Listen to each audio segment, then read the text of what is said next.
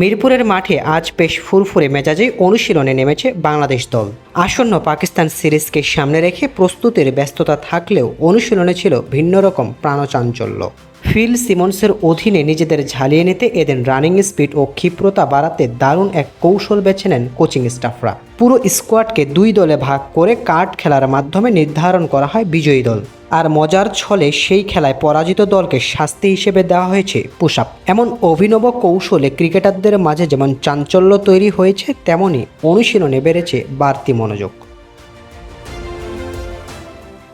Throwing প্র্যাকটিসেও আজ ছিল ভিন্ন রকম চমক। ক্রিকেটাররা 3 দলে বিভক্ত হয়ে অংশ নেন লক্ষ্যভেদের লড়াইয়ে। আপনার জাপান ড্রিম আমাদের গাইডেন্স। আপনার একটি মাত্র পদক্ষেপ আপনার ক্যারিয়ারকে নিয়ে যেতে পারে এক অন্য উচ্চতায়। তাই কিউআর কোডটি স্ক্যান করুন, যোগাযোগ করুন আমাদের সাথে। Pacific academy, your Japan dream partner. 3 কোচের ছোড়া 3টি বল 1টি উইকেটে আঘাত করার চ্যালেঞ্জে অংশ নেয় 3 ক্রিকেটার। আর সবচেয়ে বেশি হিট করা দলকে নগদ পুরস্কার তুলে দেন কোচিং স্টাফরা।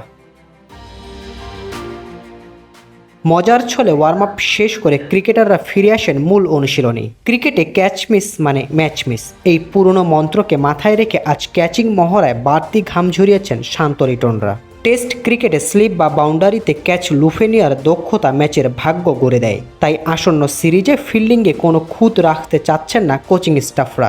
পাকিস্তানের বিপক্ষে টেস্ট সিরিজে ভালো করতে হলে ফিল্ডিংয়ে নিখুঁত পারফরম্যান্সের বিকল্প নেই। তাই এই দিকটি ঝালিয়ে নিচ্ছেন ক্রিকেটাররা। শুধু মজার অনুশীলনেই সীমাবদ্ধ থাকেন দিনটি। ব্যাটিং ও বোলিংয়ে প্রস্তুতিও ছিল সমান গুরুত্ব।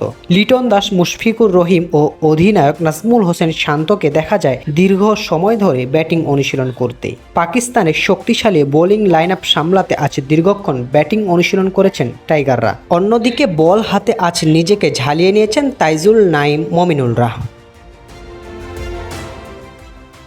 আগামী 8 মে পাকিস্তানের বিপক্ষে প্রথম টেস্টে মুখোমুখি হওয়ার মধ্য দিয়ে শুরু হবে টাইগারদের টেস্ট মিশন। তার আগে এই ফুরফুরে মেজাজের অনুশীলন যেন আত্মবিশ্বাস বাড়াচ্ছে পুরো দলের।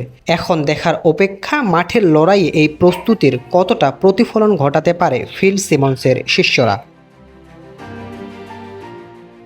সাইদুল ইসলাম সুজন, সে স্পোর্টস।